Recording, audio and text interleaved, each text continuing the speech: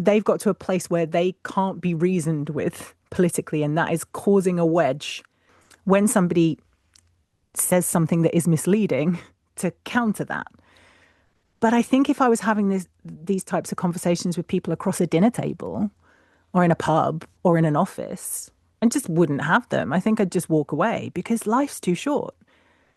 And yet, when it's your dad or your partner, you can't walk away, or your sibling, you can't walk away in the same way because that's the person you love and you've known your whole life and you're tied to them emotionally. So, what do you do? Is my question. 0345 6060973. You can talk to me about your parents, your partner, your children, whoever it is that you consider they've got to a place where they can't be reasoned with politically, and that is causing a wedge. Give me a call. Now, joining us to discuss this is Noel McDermott, who's a psychotherapist and founder of Mental Health Works Limited. Thank you so much for your time this evening. Thank Is you. this something that, as a psychotherapist, you hear about a lot, that these kind of political divisions are causing rifts within families? Yeah, I mean, I would sort of frame it from a sort of psychological perspective. What we're seeing is an increase in quite dangerous antisocial ideas, which are sort of being fostered, and it's upsetting people, particularly people that you love, who you have, as you say, an emotional connection to.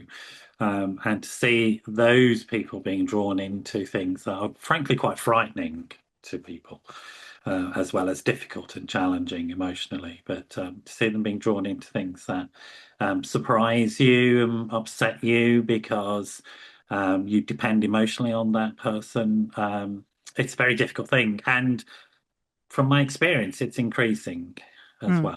It's definitely more and more. So I would have said as a psychotherapist, I've dealt a lot with these types of dynamics in highly dysfunctional families, right? And it's this type of thing that you do see truth tellers in dysfunctional families, for example. That's a well-known phenomenon where abuse has happened and somebody calls out the abuse, and they face hostility because of it. Now, those types of dynamics are becoming more and more common in what you would suggest are non-abusive families where those types of things haven't happened, and yet people are beginning to feel like that in their own families. And what would your advice be if you have noticed that this is coming up again and again in your relationship with someone that you love and it's causing friction? Would your advice be just to try not to have those conversations? It very much depends on the circumstance. I'm sorry, that sounds like a cop-out answer, doesn't it? Um, there's a thing about a risk assessment that's really important to do, a risk assessment on what's the impact upon yourself, and what's the potential impact on that person, um, and what level of functioning do you want or can you reasonably expect from that other person. So when somebody's gone down one of these rabbit holes, you often see a change in their behavior, not just to you, but to all sorts of people. And they become more and more isolated and more aggressive, etc., etc.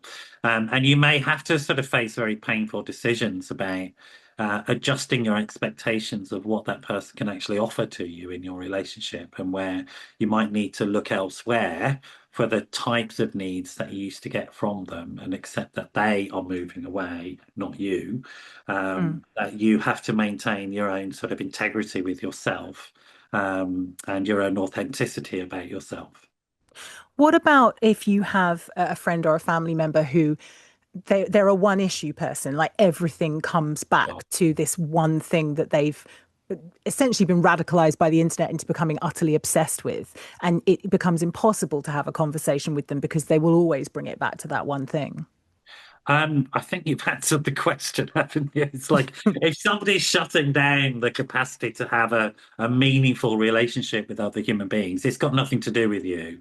That's something that they're doing.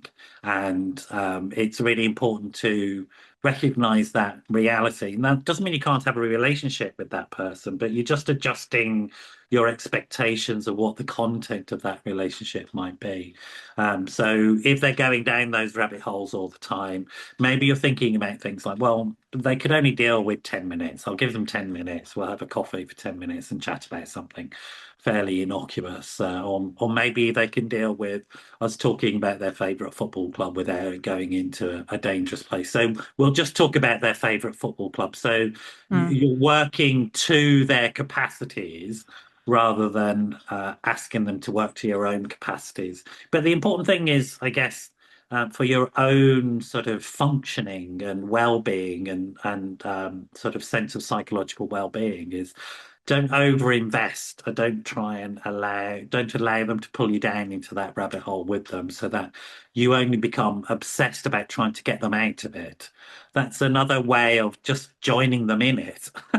It's like just recognize, okay, you're in the rabbit hole. I don't think I want to get in there with you, but I might sort of say hi from the edge of it and see how you're doing down there. Thank you so much, Noel McDermott.